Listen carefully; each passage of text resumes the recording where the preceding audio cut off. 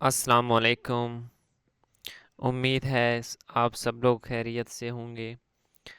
आज हम स्टार्ट करने लगे हैं फायरबेस होस्टिंग कि हमारे पास फायरबेस होस्टिंग क्या होती है। फायरबेस होस्टिंग हमारे पास किसी भी वेबसाइट को जो हमने पहले स्टैटिक वेबसाइट बनाने का मुकम्मल तरीका पढ़ा उसको बनाया, ठीक है। आप उसकी वीडियोस पीछे देख सकते हैं। विद इन 6 लेक्चर हमने वो सारी स्टैटिक वेबसाइट बनाना सीख लिया था। तो आज हम क्या है उस जब हम एक वेबसाइट क्रिएट कर लेते हैं तो उसकी होस्टिंग होती है। तो फायरबेस के थ्रू आज हम उसकी होस्टिंग करना सीखेंगे। इसके होस्टिंग करते हुए जो स्टेप्स हैं वो फॉलो करने हैं, ठीक है। एक भी स्टेप अगर आगे पीछे कर दिया तो क्या है, इशू बन जाता है, मसला बन जाता है, ठीक है। आज तो हम स्टार्ट करने वाले हैं। इसके लिए सबसे पहले हमें क्या करना है, सबसे पहले हम क्रोम ओपन कर लेते हैं और इसमें सबसे पहले गूगल पे सर्च करना है firebase.google.com, ठीक है। फायरबेस,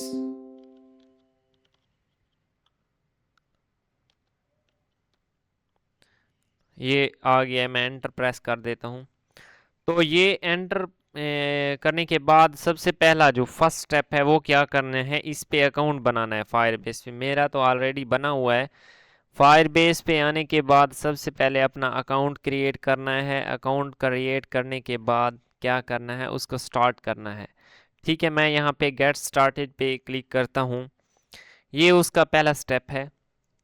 क्या है, हम फायरबेस होस्टिंग पढ़ रहे हैं, उसका फर्स्ट स्टेप है हमने क्या करना है, firebase.google.com उस पे जाना है और वहाँ पे फायरबेस में क्या है, लॉगिन कर लेना है। अकाउंट बनाने के बाद ही लॉगिन होगा। लॉगिन करने के बाद वहाँ पे हमने क्या है, एक प्रोजेक्ट क्रिएट करना है जिस चीज़ को हम होस्ट करना चाहते हैं, ठीक है। उस चीज़ को हम क्या है, एक प्रोजेक्ट बनाएंगे। मैं यहाँ पे एक प्रोजेक्ट बना देता हूँ। मैं यहाँ पे बना देता हूँ फर्स्ट एवर वेब, ठीक है। मैंने यहाँ पे एक फर्स्ट एवर वेब के नेम से एक प्रोजेक्ट क्रिएट कर दिया, ठीक है। अब यहाँ पे अकाउंट सेलेक्ट करना है। आप यहाँ पे जब लॉग इन करेंगे तो लॉग इन यहाँ पे ये देखें मेरा शो हो रहा है।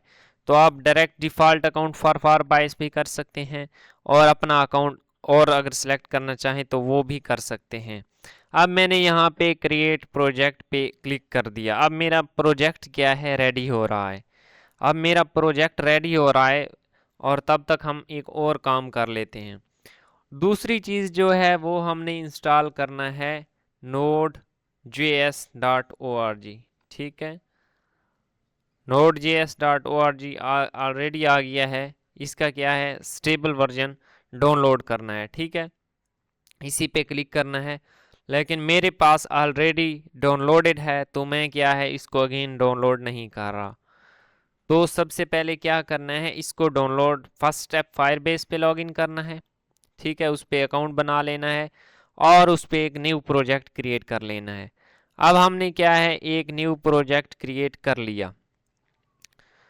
अब ये देखें, फर्स्ट एवर वेब, इसके नेम से हमने एक न्यू प्रोजेक्ट क्रिएट कर लिया है। अब इसको मिनिमाइज कर देते हैं। दूसरा स्टेप भी हमने कर लिया, node.js.org वो हमने क्या है, इंस्टॉल कर लिया। उसका स्टेबल वर्जन इंस्टॉल करना है, ठीक है, फॉर विंडोज़। अब इसका थर्ड स्टेप हमने क्या करना है, थर्ड स्टेप यहाँ पे आना है जहाँ पे ये देखें टाइप हेयर टू सर्च, यहाँ पे लिखा हुआ है टाइप हेयर टू सर्च। यहाँ पे करना है CMD प्रेस करना है। CMD प्रेस करने के बाद यहाँ पे रन एज एडमिनिस्ट्रेटर का ऑप्शन आ रहा है, उस पर क्लिक कर देना है। तो मैंने क्या किया है, यहाँ पे रन एज एडमिनिस्ट्रेटर कर दिया है। अब यहाँ पे मैं दो चीज़ें यहाँ पे देख सकता हूँ। सबसे पहले हम क्या है, कन्फर्मेशन करेंगे क्या हमारी फायरबेस इंस्टॉल हो चुकी है, और दूसरा क्या हमारा Node.js क्या है हमारे पास हो चुका है इंस्टॉल या नहीं हमारे सिस्टम में, ठीक है। Node.js को चेक करने के लिए हम क्या करेंगे, यहाँ पे लिखेंगे नोड, NODE नोड। मैं इसको थोड़ा मैक्सिमाइज कर देता हूँ, ठीक है। ये देखें मैंने यहाँ पे क्या लिखा, नोड और स्पेस के साथ -v और एंटर प्रेस कर दिया। तो यहाँ पे मुझे क्या शो हो रहा है, जो नोड JS का वर्जन है वो मुझे शो हो रहा है कि जो मैंने नोड JS डाउनलोड किया हुआ है उसका ये वर्जन है। नेक्स्ट चीज़ है, हमने क्या करना है, हम देखते हैं जो हमारे पास फायरबेस है, ठीक है। यहाँ पे नेक्स्ट स्टेप में हम क्या करेंगे, npm, ठीक है, npm -v और एंटर प्रेस कर देना है। अब ये देखें हमारे पास इसका भी कोई ना कोई यहाँ पे नंबर लिखा शो हो रहा है, ये हमारे पास क्या है, फायरबेस का वर्जन है, ठीक है। अब नेक्स्ट हमने क्या करना है, अब हमने इंस्टॉल करना है, ठीक है, उसकी टूल्स को यूज़ करना है। नेक्स्ट स्टेप में मैं यहाँ पे साथ में, एक मिनट, यहाँ पे मैं क्रिएट कर देता हूँ स्टेप्स, स्टेप वाइज मैं लिख देता हूँ, install Firebase plus make new project, ठीक है, ये हमने कर दिया। इंस्टॉल node.js.org, ये हमने कर दिया। नेक्स्ट स्टेप में हमने क्या करना था, जो हमारे पास लिखा हुआ है डाटा उसके सामने हमने क्या लिखा, नोड -v, ये भी हमने कर दिया। इसके बाद npm -v और एंटर प्रेस कर देना था, ठीक है, ये स्टेप हमने कर लिए। अब एक चीज़ है, जो चीज़ हमने होस्टिंग करनी है वो भी हमें पता होना चाहिए कि हम क्या होस्ट करने जा रहे हैं। उसके लिए मैं एक न्यू प्रोजेक्ट कर देता हूँ, न्यू प्रोजेक्ट। ये आप पहले भी बना सकते हैं, जब भी बनाना चाहें बना सकते हैं, ठीक है। तो यहाँ पे मैं इसको ओपन विद कोड कर लेता हूँ। ओपन विद कोड किया, यहाँ पे हम कोई ना कोई चीज़ लिखेंगे और उसको क्या है, होस्ट करेंगे, index.html, ठीक है। आपने जो पहले से वेबसाइट्स बनाई हुई हैं उन्हीं को आप होस्ट कर सकते हैं, ठीक है। अब ये देखें मैंने यहाँ पे, ये मैं न्यू एक वेबसाइट, एक वेब पेज क्रिएट कर रहा हूँ, ठीक है। यहाँ पे मैं हेडिंग दे देता हूँ फर्स्ट प्रोजेक्ट होस्टिंग, ठीक है। ये इसको मैंने heading they the first project hosting. अब इसको देख लेते हैं गो लाइव करके, ये देखें ये हमारे पास कैसे शो हो रहा है, फर्स्ट प्रोजेक्ट होस्टिंग, ठीक है। इसको हम कोई कलर भी दे देते हैं, ठीक है। इसके साथ CSS लिंक कर देते हैं, लिंक यहाँ पे स्टाइल डॉट CSS, ठीक है। इसको हमने लिंक कर दिया, यहाँ पे इसको फोल्डर क्रिएट कर देते हैं, ठीक है। और हमने क्या है, H1 को टारगेट करना है और उसको कलर दे देते हैं, यहाँ से कलर उसको ब्लैक, ब्लैक तो ऑलरेडी है, कोई और कलर दे देते हैं, ठीक है। इसको रेड कलर दे देते, चलो ये दे दिया। अब इसका बैकग्राउंड कलर हम दे देते हैं,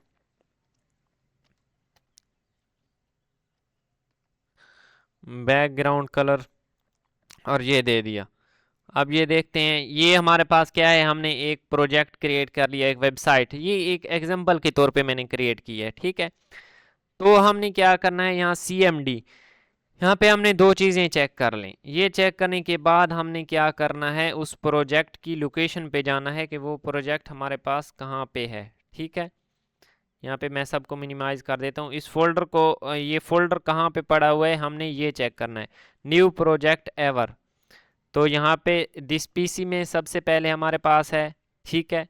C में जाना है, C में जाने के बाद हमने क्या है, यूज़र्स पे जाना है, यूज़र पे जाने के बाद हमारे पास PMLS, और PMLS में हमारे पास क्या है, यहाँ पे हमारे पास क्या है, वो प्रोजेक्ट लाई कर रहा होगा। हम ये देखते हैं, उसकी लोकेशन को देख रहे हैं अभी।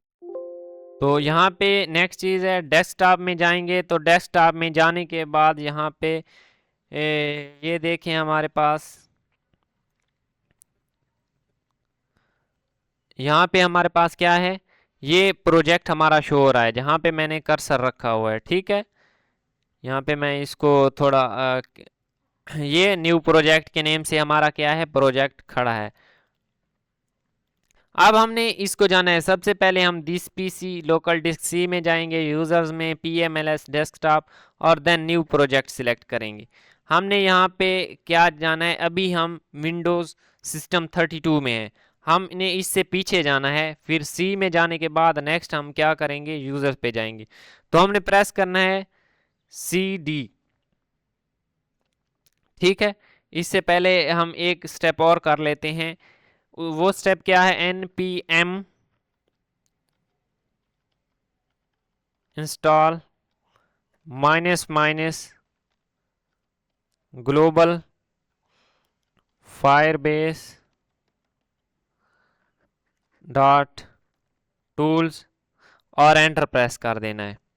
ठीक है, ये हमने क्या है, अब यहाँ पे कुछ हमारे पास क्या है लिखा हुआ आ गया, a complete log of this run can be found in C users. अब हमें क्या उसने दे दिया है, उसने एग्जैक्ट लोकेशन दे दी है कि हमने यहाँ पे कहाँ पे जाना है। ठीक है, तो हम इससे पीछे जाएंगे। सी में जाने के लिए CD प्रेस करेंगे, और CD प्रेस करने के बाद एक स्पेस देना है। स्पेस देने के बाद हमने क्या है, डबल डॉट प्रेस किया है, एंटर प्रेस किया, तो हम क्या है, विंडोज़ में आ गए। Again CD double dot press किया, हम अब सी में आ गए हैं। अब हमने सी में जाने के बाद हमने क्या करना है, यूज़र्स में जाना है। ठीक है, यूज़र में जाएंगे, क्योंकि जो हमारे पास पाथ है यहाँ पे सी के बाद यूज़र है, यूज़र के बाद PMLS और डेस्कटॉप, और देन हमारे पास न्यू प्रोजेक्ट पे जाना है हमने। तो यहाँ पे हमने प्रेस करना है CD और यूज़र्स। ठीक है, अब यूजर्स में हम पहुंच गए हैं। देन CD और यूजर्स के बाद हमारे पास क्या था, यहाँ पे यूजर्स के बाद है PMLS। तो यहाँ पे नेक्स्ट कर देते हैं PMLS। मैं इसको थोड़ा और जूम कर देता हूँ, PMLS, एंटर प्रेस किया। अब हम PMLS में आ गए हैं। इसके बाद हमने क्या जाना था, डेस्कटॉप, CD स्पेस और डेस्कटॉप। यहाँ पे क्या है, स्पेलिंग ठीक होने चाहिए, कैपिटल और स्मॉल इंग्लिश का कोई मसला नहीं। ठीक है, डेस्कटॉप पे अब हम आ गए। अब हमने क्या है, जो प्रोजेक्ट का नेम था वो क्या था, न्यू प्रोजेक्ट। अब हम कहाँ पे आ गए हैं, न्यू प्रोजेक्ट पे आ गए हैं। अब हमने क्या है, न्यू प्रोजेक्ट जहाँ पे हमने पहुँचना था हम वहाँ पे पहुँच चुके हैं। अब इसके बाद हमने क्या करना है, फायरबेस लॉगिन। ठीक है, फायरबेस लॉगिन। अब फायरबेस का जो लॉगिन है वो एक टाइम ही होना है। ठीक है, मेरा यहाँ पे लिखा हुआ है कि ऑलरेडी लॉगिन, क्योंकि मैं एक बार पहले से लॉगिन कर चुका हूँ। आपको भी एक बार ही लॉगिन करना पड़ेगा। आप वीडियो के एंड तक देखेंगे तो आप क्या है, बहुत ज़्यादा कुछ सीखेंगे, क्योंकि मैं जो कुछ बताने वाला हूँ। ठीक है, अब इसके बाद हमने करना है फायरबेस इन इट, और एंटर प्रेस कर देना है। ये हमारे पास क्या है, फायरबेस में इसको थोड़ा जूम आउट कर देता हूँ। तो ये देखें हमारे पास क्या है, फायरबेस इन इट हो गई। यहाँ पे ये देखें फायरबेस लिखा हुआ आपको शो हो रहा होगा। तो इसके बाद हमने क्या करना है, यस प्रेस करना है। Are you ready to proceed, हाँ जी, यस। ठीक है, अब यहाँ पे वो कुछ ऑप्शन शो कर रहा है। अब हमने इन ऑप्शंस में से कोई ऑप्शन सिलेक्ट करना है। ठीक है, हम एरो कीज से इसको ऊपर और नीचे लेके जा सकते हैं। अब hosting configure files for Firebase hosting and optionally setup GitHub action deploys. अब जो गिटहब का हमारे पास एक्शन है वो ऑप्शनली है, और यहाँ पे फायरबेस होस्टिंग कर सकते हैं। तो स्पेस का बटन प्रेस करना है और एंटर प्रेस कर देना है। ठीक है, अब यहाँ पे वो पूछ रहा है कि न्यू प्रोजेक्ट क्रिएट करना है या एग्जिस्टिंग। तो फायरबेस में हम ऑलरेडी एक प्रोजेक्ट क्रिएट कर आए थे फर्स्ट प्रोजेक्ट एवर के नेम से, तो हम एग्जिस्टिंग पे एंटर कर देंगे। ठीक है, अब हमने एग्जिस्टिंग प्रोजेक्ट, अब यहाँ पे हमारे पास क्या है, प्रोजेक्ट शो हो रहे हैं। ठीक है, पहला पहला जो है फर्स्ट एवर वेब के नेम से है, जो अभी हमने बनाया था। हमने सिलेक्ट भी क्या करना है, यही करना है। अब हमने क्या है, इसको सिलेक्ट कर दिया। अब यहाँ पे पब्लिक शो हो रहा है, तो हमने एंटर प्रेस कर देना और हम क्या है, पब्लिक पे आ गए हैं। नेक्स्ट है configure as a single page app, rewrite all URLs to index.html। तो हमने क्या है, कोई रीराइट नहीं किया, तो हम क्या है, नो प्रेस कर देंगे। अब है setup automatic builds and deploys with GitHub. तो हम क्या है, गिटहब ऑप्शनली था हमारे पास, तो हम इसको नो कर देते हैं। अब नो कर दिया। अब हमने क्या है, फायरबेस इनिशियलाइजेशन हमारे पास क्या है, कंप्लीट हो चुकी है। अब इनिशियलाइजेशन जब हमारे पास कंप्लीट होगी, तो हमारे पास जो यहाँ पे ओरिजिनल फाइल है, ये देखें, इसमें फायरबेस का क्या है, एक पब्लिक फोल्डर भी आ गया है, और जो हमारे पास है बाकी भी कुछ फाइल्स क्रिएट होकर आ गई हैं। यहाँ पे सबसे इम्पॉर्टेंट चीज़ यही है कि जब ये हमारे पास फायरबेस इनिशियलाइजेशन कंप्लीट हो जाए, उसके बाद हमारी जितनी भी खुद की फाइल्स हैं, ठीक है, उसको उठा के पब्लिक में क्या कर देना है, रिप्लेस कर देना है। मैंने इसको रिप्लेस कर दिया। अगर आपके पास 10 फाइल्स हैं, 20 हैं, जितनी भी हैं, आपने सबको इकट्ठा उठाकर पब्लिक में क्या है, पेस्ट कर देना है और रिप्लेस के ऑप्शन पे रिप्लेस कर देना है। ठीक है, क्योंकि फायरबेस पहले से खुद से एक जो है वो पेज क्रिएट कर देती है। हमने उसके साथ इसको क्या, इंडेक्स फाइल को रिप्लेस कर देना है, इंडेक्स को नहीं बल्कि जितनी हमारी फाइल्स हैं। और इस स्टेप के बाद अगर आप क्या है, डिप्लॉयमेंट पहले कर देते हैं, तो आपकी जो वेबसाइट है उसकी होस्टिंग नहीं होगी। अगर आपने इनिशियलाइजेशन के बाद कंप्लीट करने के बाद आपने क्या करना है, अपने प्रोजेक्ट के फोल्डर को खोलना है और पब्लिक का एक फ़ोल्डर वहाँ पे क्रिएट हो चुका होगा। उस फोल्डर में आपकी जितनी भी फाइल्स हैं, ठीक है, उनको कॉपी कट करके वहाँ पे पेस्ट कर देना है। ठीक है, तो हमने ये चीज़ कर ली। इसके बाद हमने करना है फायरबेस डिप्लॉय। ठीक है, तो हमारे पास क्या है, इस ये लास्ट स्टेप है। फायरबेस डिप्लॉय करके एंटर प्रेस किया, तो हमारे पास इसकी डिप्लॉयमेंट हमारे पास क्या है, कंप्लीट हो जाएगी। Deploying to first ever web, क्या है, हमारी डिप्लॉयमेंट हो रही है। अब यहाँ पे लिखा हुआ आ रहा है डिप्लॉयमेंट कंप्लीट। तो अब हमें क्या है, एक लिंक, ये देखें, ये लिंक मिल गया है, ये आप देख सकते हैं। इसको हम क्या है, कॉपी कर लेते हैं यहाँ से और अपने क्रोम पे आते हैं, न्यू पेज खोल के यहाँ पे मैं इसको पेस्ट करता हूँ और इसको चला के देखते हैं कि हमारी जो वेबसाइट है वो क्या हुई है, वो होस्ट हो चुकी है। ठीक है, तो ये देखें, जो हमारी वेबसाइट है वो होस्ट हो चुकी है। अब अगर हमने वेबसाइट बना ली, क्या हमें उसमें कोई चेंजिंग करने के बाद ये पूरे स्टेप्स फॉलो करने पड़ेंगे? पूरे नहीं, बल्कि हमें क्या करना है, पूरे स्टेप्स को क्या है, जो फॉलो नहीं करना, बल्कि यहाँ पे आना है और हम यहाँ पे, मैं एक पैराग्राफ की हेडिंग दे देता हूँ और पैराग्राफ में लिख देता हूँ, this is simple Firebase hosting. ठीक है, ये मैंने इसमें क्या है, चेंजिंग कर दी है, चेंजिंग कर दी है। अब आते हैं यहाँ पे हमारे पास, ये देखें, कोई चीज़ हमें यहाँ पे लिखा हुआ शो नहीं हुआ, लेकिन जो हमारे पास कैन नॉट गेट index.html, ठीक है, ये हमारे, तो ये देखें, ये हमारे पास है फर्स्ट एवर वेब जो हमने डिप्लॉयमेंट की है और ये जो डॉक्यूमेंट है ये हमारे पास ऑफलाइन होने के साथ, जैसे हम वेबसाइट क्रिएट करते थे, इसमें कोई भी चेंजिंग करेंगे तो वो यहाँ पे शो हो जाएगी। ठीक है, हम कोई और चेंजिंग कर देते हैं। हमने एक पी का टैग बना दिया, अगेन H1 का एक और टैग बना देते हैं। ठीक है, H1 का, जिसमें मैं सिंपली लिख देता हूँ हेडिंग।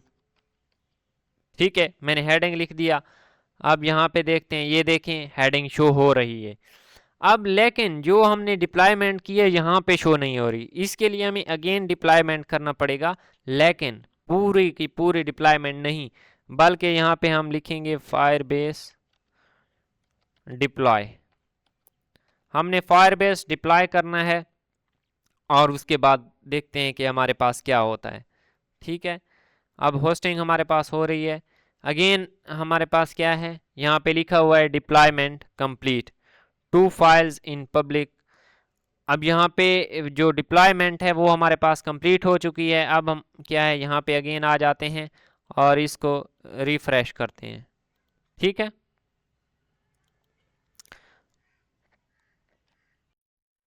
तो यहाँ पे हमारे पास क्या है, फायरबेस होस्टिंग हो चुकी है। ठीक है, हमने क्या करना है, हम फायरबेस डिप्लॉयमेंट, ठीक है, जब हम अगेन इंडेक्स फाइल क्रिएट करेंगे, कोई चेंजिंग करेंगे, इंडेक्स फाइल में चेंजिंग करने के बाद अपने ओरिजिनल फोल्डर में देखेंगे कि क्या हमारे पास जिस फाइल में हमने चेंजिंग की है, क्या वो हमारे पास, यहाँ पे मैं दिखा देता हूँ, क्या वो हमारे पास पब्लिक फोल्डर से बाहर है। अगर पब्लिक से बाहर है तो उसको उठा के पब्लिक में रिप्लेस कर देना है और अगेन हमने क्या है, फायरबेस डिप्लॉयमेंट कर देना है। अगर हमारे पास वो इस मरहले में पब्लिक फोल्डर से बाहर नहीं है तो डायरेक्ट फायरबेस डिप्लॉयमेंट कर देना है, तो हमारी वेबसाइट क्या है, डिप्लॉयमेंट हो जाएगी। तो ये हमारे पास था कि हम फायरबेस डिप्लॉयमेंट कैसे करते हैं। अगर किसी भी पॉइंट की समझ नहीं आई तो अगेन बता दें, मैं कमेंट सेक्शन में इसको डिटेल्ड लिख कर भेज दूंगा। मिलते हैं नेक्स्ट वीडियो में। अल्लाह हाफिज़।